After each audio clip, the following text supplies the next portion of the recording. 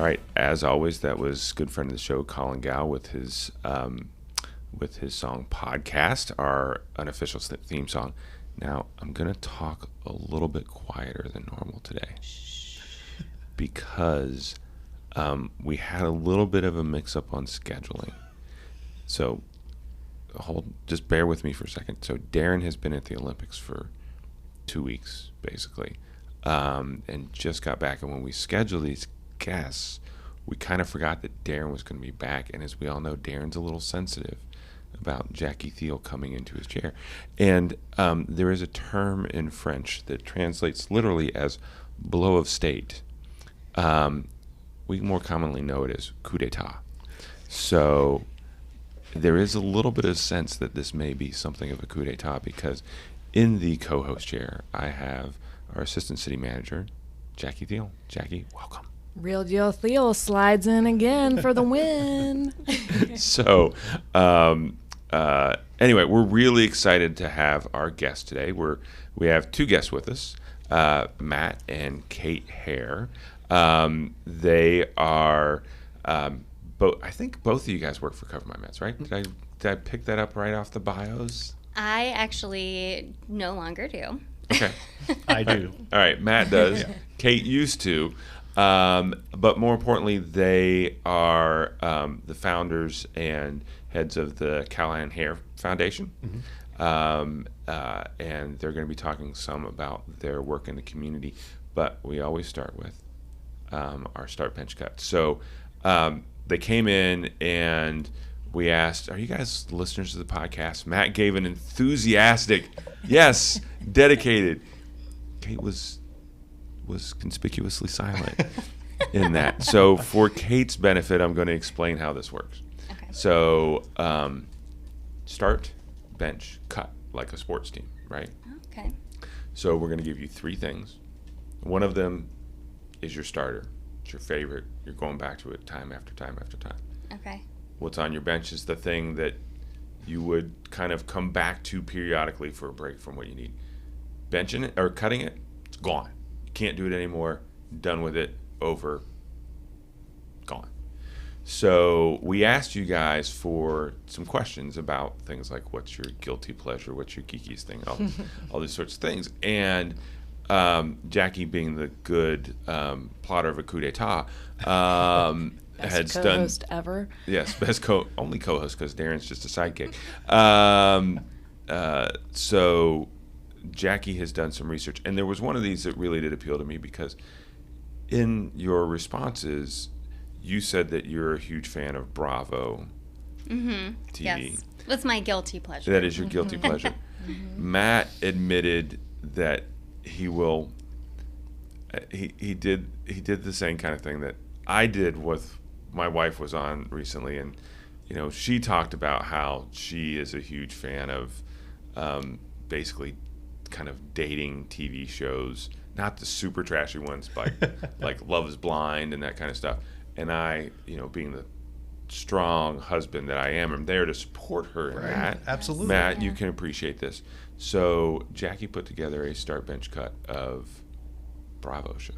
Oh, I love it. Yes. So if you're starting it, you're watching it every day, right? If you're cutting it, you can never watch it again. Okay. And so I've got my all-time favorite, Below Deck.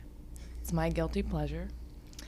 The Real Housewives and Top Chef. Now, do you have to narrow the Real Housewives down? No. Okay. You can just watch it all the time, or you can never watch any of the Real Housewives again. Okay, so I would start Real Housewives. Nope. I would bench Below Deck, and I would cut Top Chef. You're cutting Top Chef. So you're not a fan of the I cooking never show got thing? into that. So I passively partake in watching Is Bravo. it truly passive, or is it? No. Okay. He's basically got a calendar invite for Summer House and Southern Charm. So those are my two. So Okay. this is actually pretty easy for me. I'm going to follow exact suit here. I've never watched Top Chef, so that's an easy cut for me. But I'll start, but they would all be cut for Summer House and Southern Charm. Okay. Okay, well then I might have to expand my watch. All right. So what are what's the first one? Summer House. Summer House. What Yeah. are Summer House and Southern Charm? So Southern Charm is 20, 30 somethings. Now they're 40 somethings in Charleston, South Carolina, following all the shenanigans that they get up to. Summer House was a bit of a spin-off where for the summer they go to the Hamptons and don't work. They just do their shenanigans. Well, in no, a they would different work during place. the week. And that was what Matt always liked, because they would follow them back to New York and do little clips of them living their life in New York and their, PR jobs. Someone was an entrepreneur. And then on the weekends, they all have, it's like a group of 8 friends, Yeah. something like that. And they have a summer house. And over the years, it has turned into an amazing Hamptons house as the show has gotten more funding. That sounds like a good one. I watch Below Deck because the scenery is just unbelievable. Who doesn't want right? a yacht? Yeah. Yeah. I pretend that I am a guest on the yacht, and then the drama. I mean, you just can't. Yeah, know? I've gotten into, I think it was Below Deck Mediterranean is what I really liked. Yeah. Yeah. Yeah. Okay, so you guys are managing to watch this very enlightening. It's brain food, Steve. It is. Candy is food. Yeah. Candy is indeed food. Doing this all while working and having 2 kiddos at home, right? Yep. So you've got Callahan, and I'm drawing a blank on your daughter. Campbell. Yep. So you got Callahan and Campbell. They are how old now? Campbell is 7.5. She will tell you 8 in January, and Callahan is 3. So is it 7.5 going on 18 or 8? She told me yesterday she's 16, so Okay. I Yeah. think closer to the 18. Okay. All right. Got it. Talk to us a little bit about what Callahan's Foundation is and where all that came from. Yeah. So Callahan is almost 3.5. He'll be 3.5 in October. He was born in April of 2021. He had a completely normal pregnancy, and during birth, it turned into like a very challenging delivery. And so at the last minute, they decided to do a vacuum delivery. It was like a split second. And so typically when a child is vacuum delivered, they get a subgaleal hemorrhage on their head from like the suction. Mm-hmm. So expectation was that they're like, as soon as he comes out, he's going to have to go to the NICU, get a blood transfusion. So he comes out, goes to the NICU, Matt follows. Well, when he went to the NICU and they did a CBC to see what kind of blood he would need, his white blood cell count was almost 3 times the high end of normal for a newborn. So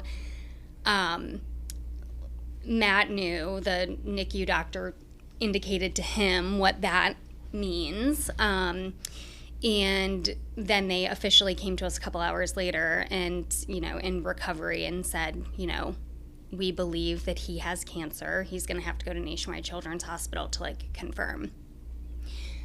Clearly, we were in shock because I didn't even know a baby could be born with cancer. That was my first reaction.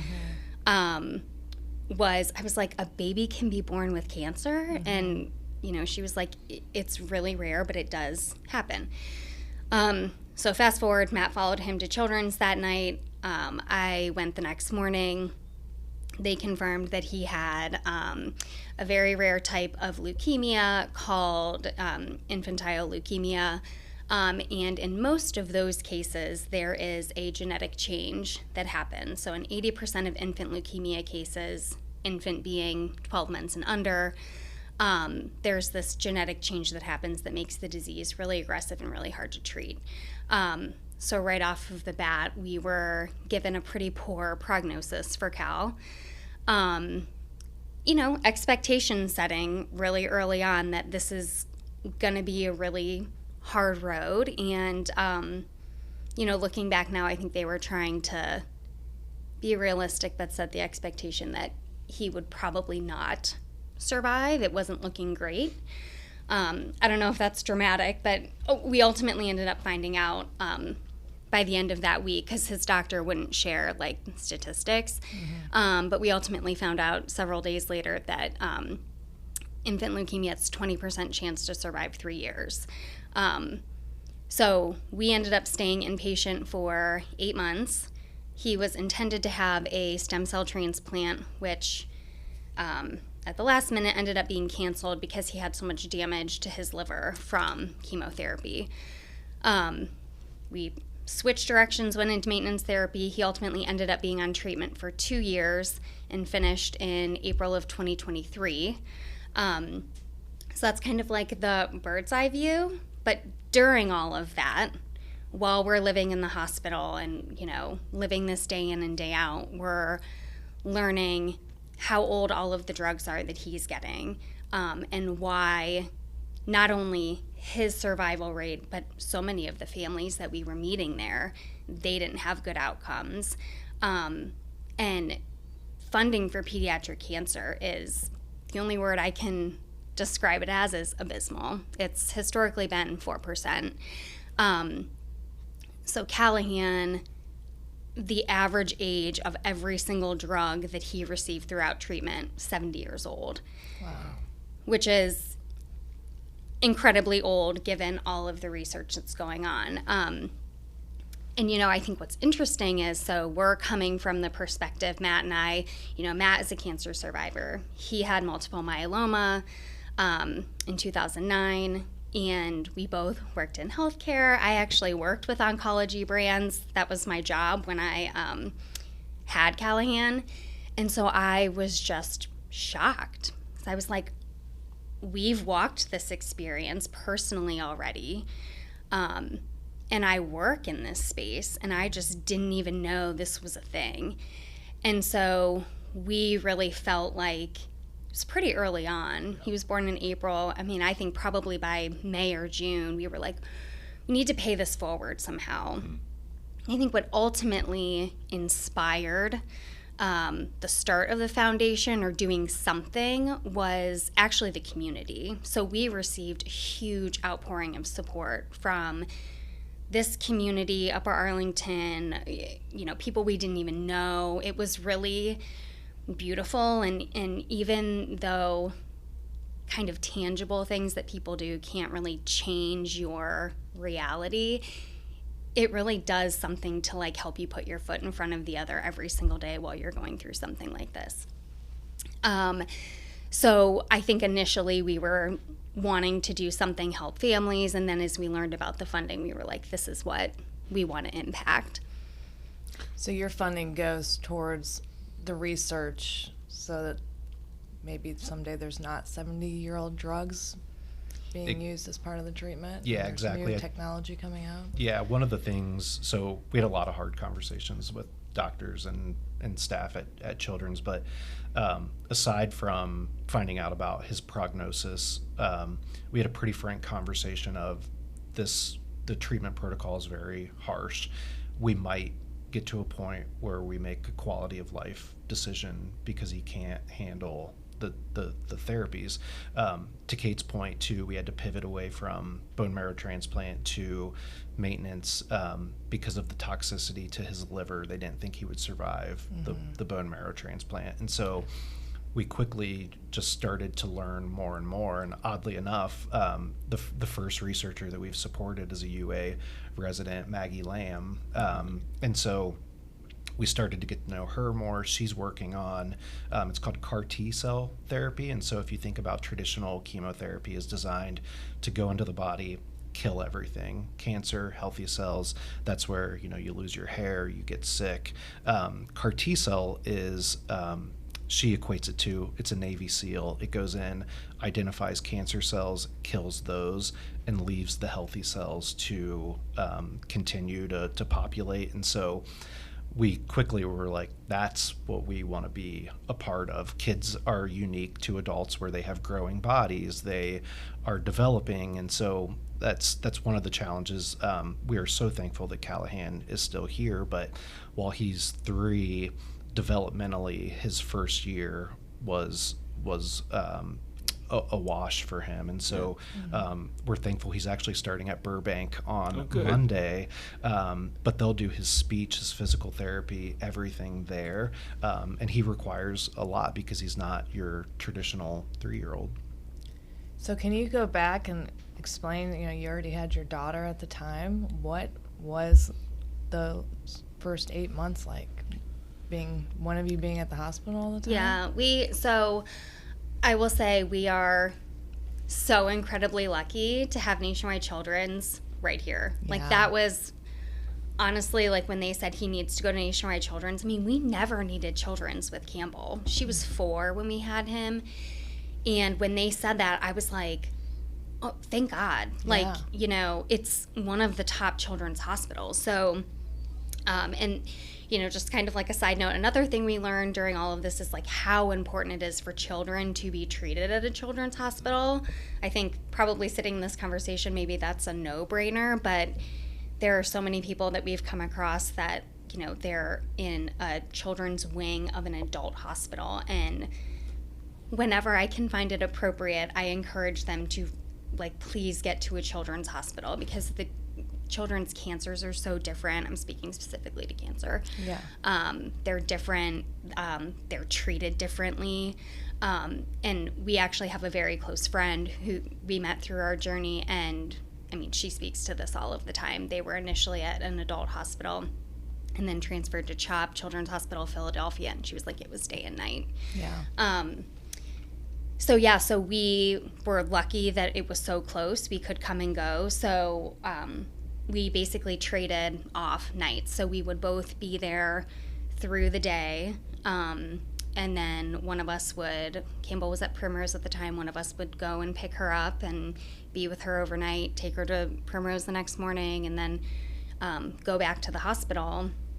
And it was really important for both of us to be there every single day. I know that's not possible for a lot of families. We were really blessed. I was still working at Cover My Meds at the time. I was on maternity leave for the first couple of months. But even when I went back after maternity leave, they were incredibly flexible,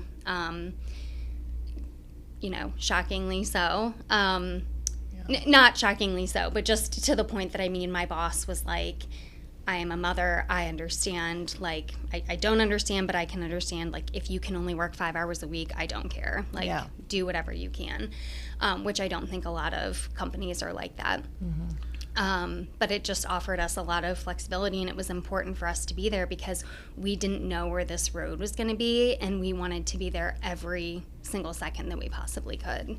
I think the only thing I would add to, obviously the focus was so much on Callahan, but Kate, at less than 12 hours after giving birth to him, which is a big deal, came to Children's, and so her recovery even from that experience. But it was hard because with Campbell at 4, how do you appropriately articulate the situation?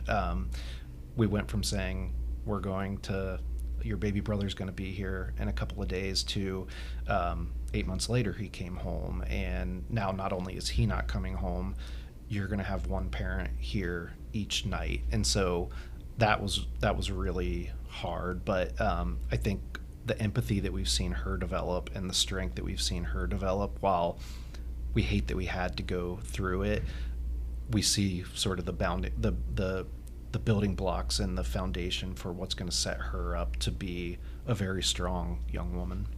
So you talked about how important the support was that you received from the community. Did you guys, either of you, grow up here? How'd you end up in Upper Arlington? Yeah, I grew up in Reynoldsburg. Kate's from Akron.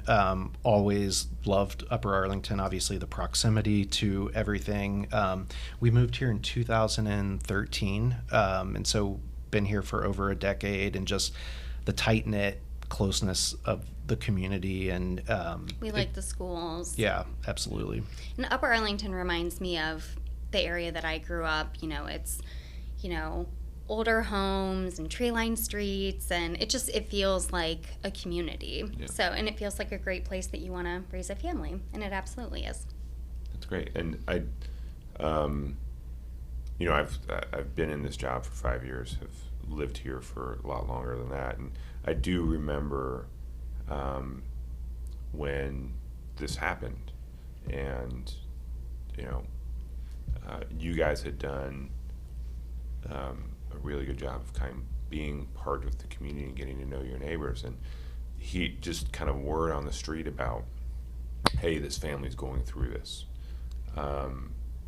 It's interesting to hear, for me to hear your perspective on how kind of folks came out of the woodwork, to use a phrase, to really kind of be there for you guys.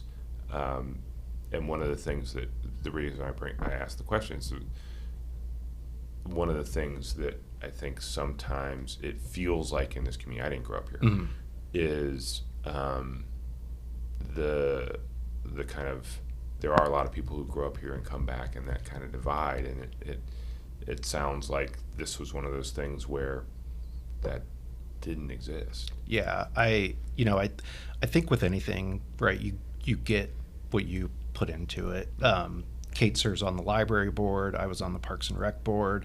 I'm a part of the Rotary, and just building those relationships, it becomes agnostic to where you grew up, right? But you have to put yourself out there and be involved in things, and I think that's a testament to trying to build that network and be involved in things. And then when people run into tough times, whether it was our situation or any other situation, there's support that rallies there. And that's, like Kate said, I mean, it literally helped us stand up day to day. Good. That's great. And how's Callahan doing? He's terrific. Like I said, he starts at Burbank, which we're so excited about.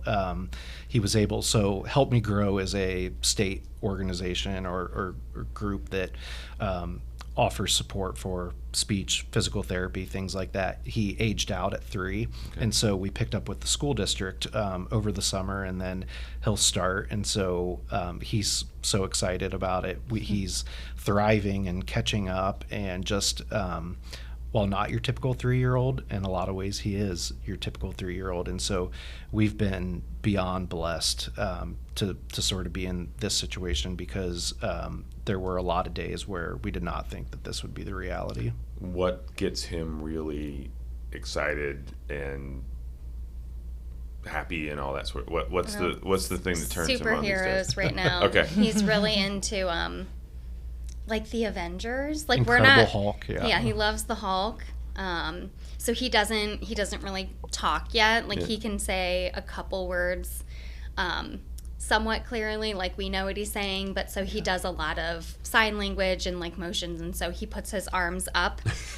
I know this isn't recorded, but it's almost like, for those of you listening, like football arms, like the, what do they call this, the goalpost? Like he does that and clenches his fist, and we know that means Hulk. Do they still make the big Hulk hand? Oh Oh, yeah, yeah. Oh, he's we got have those. them. He's got Yep. those. All right. He likes to That's put awesome. them on and then throw them.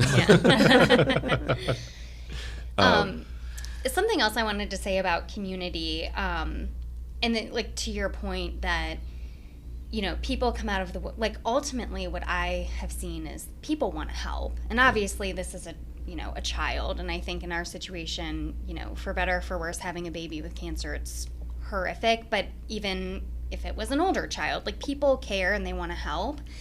And I think with what we're doing through the foundation too, I think sometimes there can be a sentiment of, well, what I can do to contribute isn't going to make a difference. And it's really the grassroots efforts, that it is like those collective efforts that really build up, and they do make a difference. Like what we have been able to do in not even 3 years in our fundraising, given what we have also been managing with Callahan's Care, is all because of this community. In the community that we have built beyond UA, but we are largely supported by UA, community members. And so I think that that's an important message too, is that even a little bit, even volunteering your time really helps make a difference in grassroots efforts like ours. And so you guys have a event coming up, right? Yes, it's our flagship event. So when Callahan was in the hospital, when we decided that we were going to do the foundation, I started thinking of different events. And I used to be, and I'm trying to get back into running. And so I thought, what would be such a great, fun, family-friendly event? So I was like, let's do a 5K. And just, it popped in my head, Kids in Capes. And it's really inspired by just like this indomitable spirit that every single kid that we've met through this journey has. Like, these kids are so resilient. They go through so much, and they just keep going, and they're so happy, and like they're little heroes. And so that's why we call it Kids in Capes. So this will be our 3rd year. We hold it at Thompson Park. We have capes for all the kids, but it is a family event. So there's a 5K and a 1 mile run, walk. You can bring strollers, wagons, just no bikes. But it's really fun. It's a great event. We have face painting for the kids. There's bounce houses. We're doing an obstacle course this year, an interactive wall art project, and we do a silent auction, and we have different like things to fundraise too. Now, if a kid is a follower of the rule from The Incredibles and is a no capes kind of superhero, are they still welcome? Absolutely. Okay. We have a mask that they can wear if they want to do that. I wanted to check because there's, I mean, Darren's not here. He would go. This is the point at which we would go down a really weird superhero related. Darren would want to know if there was a cape his size, what color he could what get. color it would be, what suit. So is there a superhero that you see most broadly represented at Kids in Capes? Is there a favorite that you sense from the kids? Or is it just they have a cape and so they're their own superhero? Yes, so it's more of that, but some kids do show up in costume. So we actually have a really cute picture of a little, like, pint size, I mean, he's probably 2, running across the finish line in a full Batman costume. We encourage that. It's like, honestly, whatever. It's just meant to be a fun community event and raising awareness for the cause. Will Callahan come as the Hulk this year? Oh, that's a great idea. We have talked about for Halloween, his nanny is incredible, but she wants to make him ripped pants and shirt, and we'll paint him green. And so we could carry that. The 5K could be the test run for Halloween. I think it should be. What's the date of the event? September 15th, so it's a Sunday morning. Okay. 8 a.m. sharp. Do people pre-register or? Yep. Okay. Yep. We've got registration is in full gear, and you can register up until the morning of the event. It's a beautiful course. So the first year, I have to share this. So the first year was in 2022. So Cal was released. What do you call it? Discharged from the hospital. Released. In December of 2021. That'll come when he's like 17, 18, 19. The police department's that's the phrase that gets used later on, but that's okay. Yeah. So, we hit super high level of his journey, but we hit many bumps along the way. So by June of 2022, I decided I needed to take a leave from work because a lot of things were going on. So it was I think it might have been the first week of July.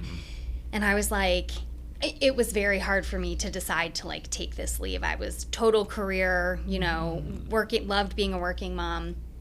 And I was like, as my care for Cal is my number one priority, but like maybe I can also focus on the foundation a little bit more now that I am not working. So I was like, well, I should plan this 5K that I thought about last fall. And so I was like, all right, well, Childhood Cancer Awareness Month is September. And I'm like, okay. So I planned the 5K in 7 weeks. Oh my goodness. I don't know. I look back now and I'm like, I have no idea how I did that. Yeah. But UA was amazing to work with. So the first year, because of the 7-week planning window, the route was just within Thompson Park. So anyone who did the, 5K had to loop the park twice. Then last year we started planning earlier, and so now it's a really nice course. It starts at Thompson Park, it goes through North UA, they loop through Reed Road Park and then come back. It's a really nice, it's a flat course. If anyone No is incline, that's good. no incline. It's September, talking the about- leaves are starting to change. It's usually like a coolish morning, so it's great. It's a So great day. just to help my friends and colleagues in our parks department out, please do not come to us 7 weeks Yes. before you want to do an event and ask us to do an event. Unless you've gone through what the Hares have gone through and has also committed as much to the community as you guys have, then we help you out. But just on your random idea, please not 7 weeks. For them or for yourself. For them or for yourself or for anyone's sanity. But it is one of the ones that our folks who end up doing some work on that, I always get a story or two coming back about how much fun it is. Because, typically we'll see, turkey trot's great and all those other things are great and they have some kid element to it. But this is the one that really is, how do you not love kids running around thinking they're superheroes? Right. Yeah. Yeah, that's awesome. Yeah, and it all benefits a great cause. So, what we always want to do is try and have things that are going to benefit the foundation to be things that you would want to do anyways, So spend a fun morning with your family, We have small kids. This is something that we would want to do on a Saturday or Sunday morning. So, and it's just a great way to get together with friends in the community too. Yeah, probably worth mentioning too.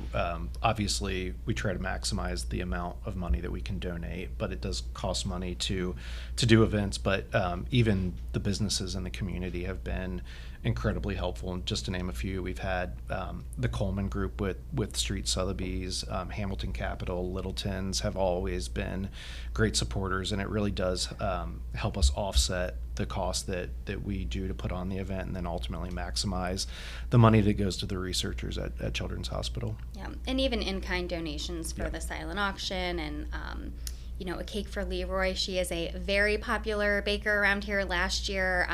So we don't do finisher medals as like a cost savings.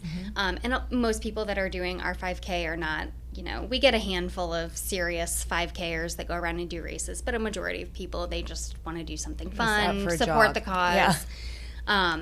And so last year, Holly made cookies for everyone that finished. They got a cookie, and she had our logo on it, and she had the race logo. It was really cute. So. I'm sure kids would much more prefer a cookie than a medal, right? And then we Yes. like to get them jacked up on sugar and have them go back home. Yeah, that's perfect. Sounds like a good time all around. Awesome.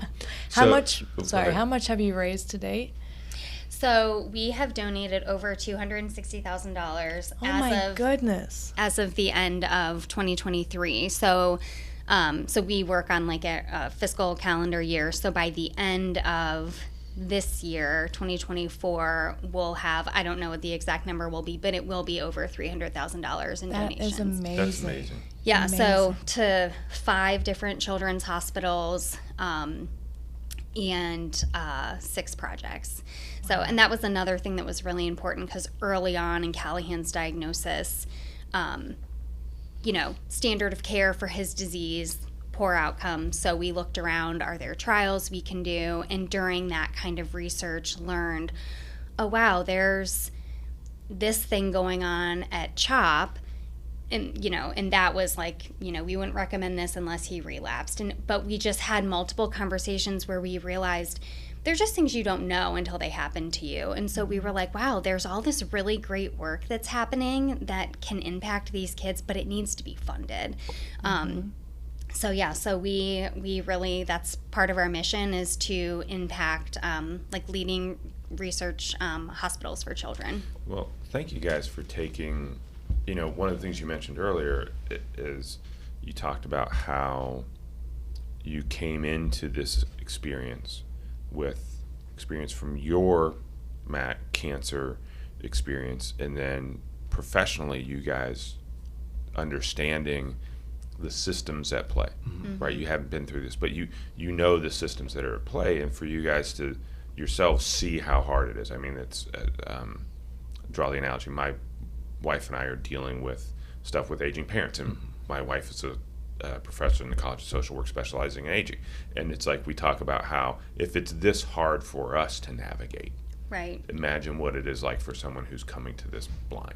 Yep. And so I want to call out and appreciate how you guys are taking that kind of knowledge that you've built everywhere else to help the folks who, just walking in.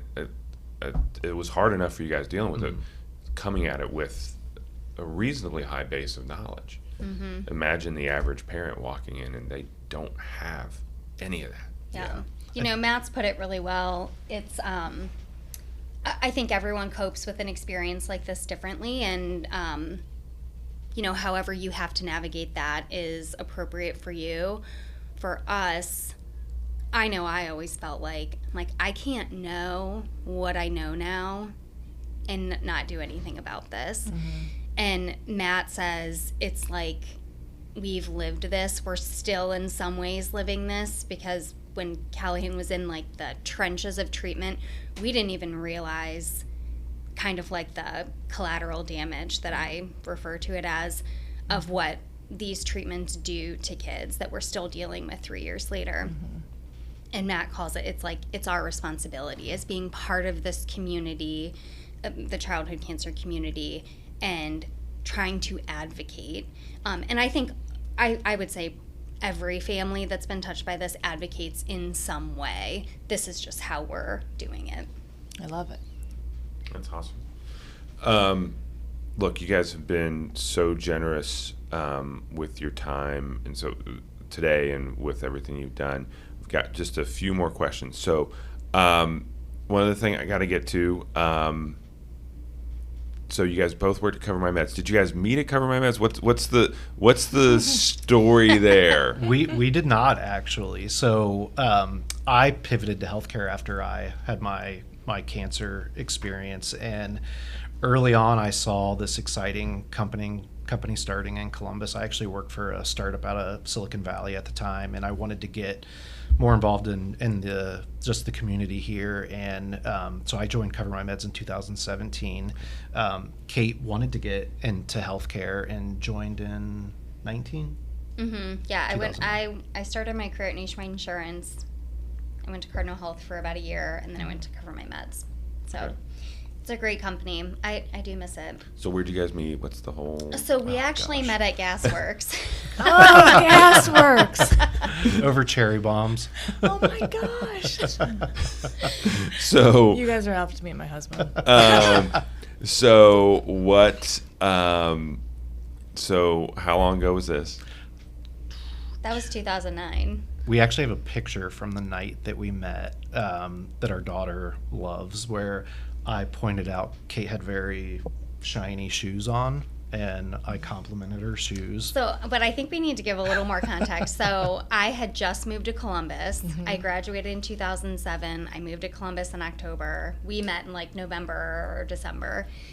And I worked part-time at Pottery Barn at Easton. And so I had just left work, and I was wearing these cream corduroy pants and a black long sleeve turtleneck and silver metallic ballet flats, and I go to Gasworks. Yeah, not really Gasworks attire. But Matt says he saw me from across the bar, and I was probably the most put together person there. And so high bar. Your outfit stood out. My outfit stood out. In the fact that it was... So we have a picture pointing at my shoes. Aww. And Campbell loves that story. She doesn't need to know all of it, but that's the night we met. Did Matt walk over with a tray of cherry bombs?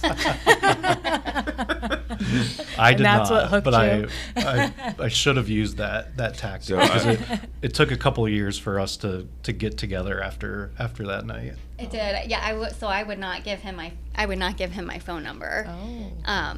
And so Facebook was relatively new. It had been around maybe for a few years. And so I wouldn't give him my number. And I was like, well, if you're really interested, you'll remember me. And he did. And he asked me out multiple times for a couple of months. And we went out twice. And then he went to Cleveland for grad school. We ended up ultimately getting together in 2009. And once we were together, we went out on our second first date. Yeah. And it was done. Which Aw. and also, so she reached out and was like, "Hey, I saw you're back in Columbus.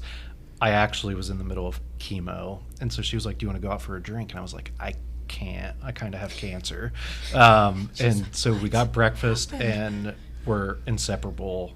So Yeah. so I've got a 20-year-old, I got a 20-year-old and 18-year-old. So what I'm picking up from them is there's two pickup lines in this.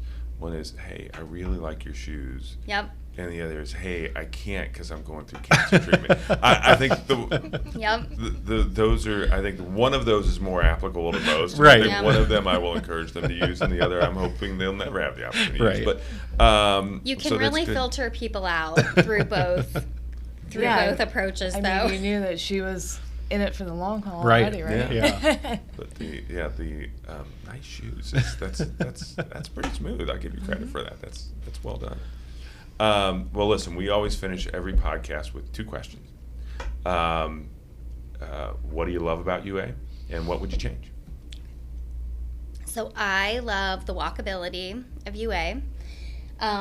So right now where we live, we're super close to Tremont Center, so that's great. Even if you're not super close to like Lane or Tremont Center or Old UA, we used to live like in the Ridge, and we would go for walks just through the residential streets, and absolutely love that.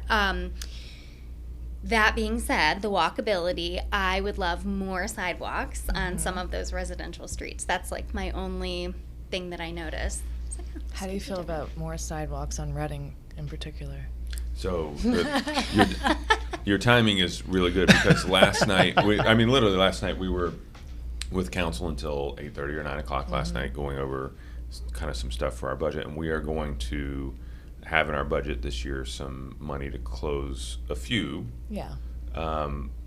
key sidewalk gaps. And one of the ones is there's a gap right at Reading and Northam. yes. Yeah, because I'm getting back into running, and I always, if I want to run down Reading, I'm like, I got to go down Canterbury and then come up and cut up because there's no sidewalk There's a right there. gap. I like that emphatic yes on Yes. that one. Yes. So good. Or So you got to walk through people's grass, which I have done before, and I don't think they appreciate that. I like that we're starting the community outreach already on we that. are.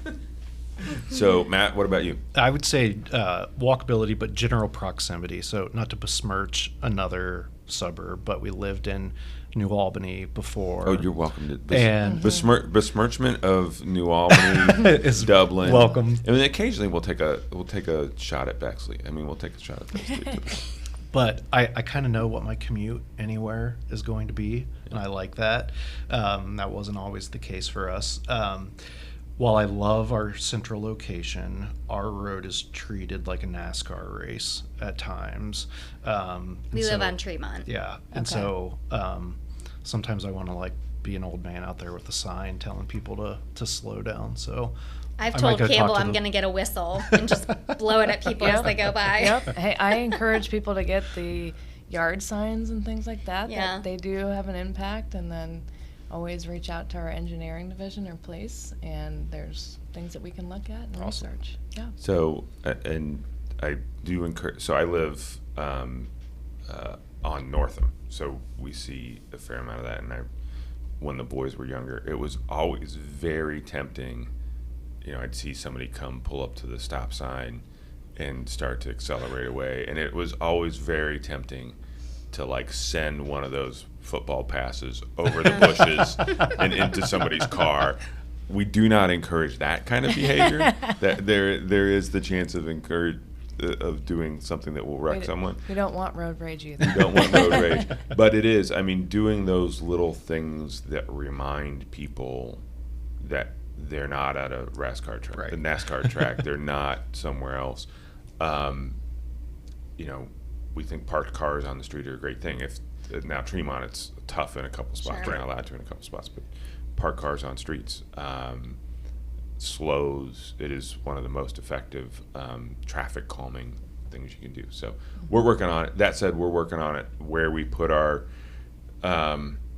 cruisers for enforcement purposes. We're always reevaluating that and how we approach that, and you know what's the right way to do things. So we hear it a lot. We got a lot of streets to cover, but it is something that matters a lot. So, well, listen, guys, thank you so much for coming on. Thank you so much for doing these fantastic things. And we didn't even talk about, you being on the library board and all the stuff, the great things that are going on at the library. I love our library. We're so lucky. We're so lucky in this community in general. We talked earlier about having Nationwide so close, Nationwide Children's. Our libraries are incredible, and the fact that we have 3 I know, in our suburb, it's And amazing. and the board, did the work, got the levy passed, is getting ready to make some really important investments in those buildings to keep them functional and modernize them and make them work for how people use libraries today. So thank you for your work on that. We should have spent more time on it.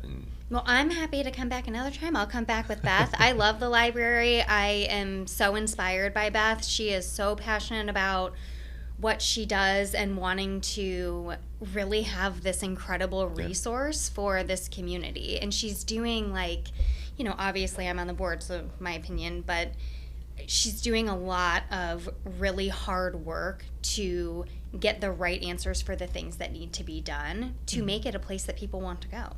Yeah, it's been a couple years since we had Beth on. Big fan of capes. She's got her whole comic book obsession too. Oh. Yes. Yeah, we can't let her and Darren get too close. So I was going to say, Beth participates in the 5K. Yeah. Yeah. She and we might have to figure out another time when Darren's not going to be here. Okay. Because Darren and Beth together, it's a lot of comic book talk. I love it, but it would take just an hour of comic It's actually the easiest podcast I think I ever did, because it was just like DC. And I sit back and let them go and find some, make some other purposefully ignorant comment about comics and watch the two of them just go. So, again, thank you so much for coming on. Thanks for doing everything you do in the community. And everybody to remember to get out for, give them the dates and where to register again. September 15th. We will be at Thompson Park, and we also will have virtual runners. So if you can't make it in person, we have virtual options, and you can sign up at runsignup.com. Just search Kids in Capes, or you can find it on our website, thecmhfoundation.org, under events, and it'll link you right to Run Sign Up. Perfect. Awesome. Thank you. Thank you so much. Thank you, guys.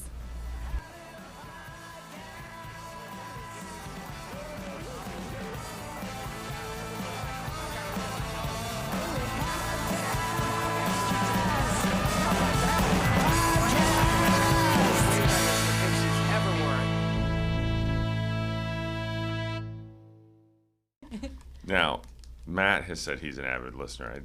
Have you listened? No, I haven't. She's a terrible liar.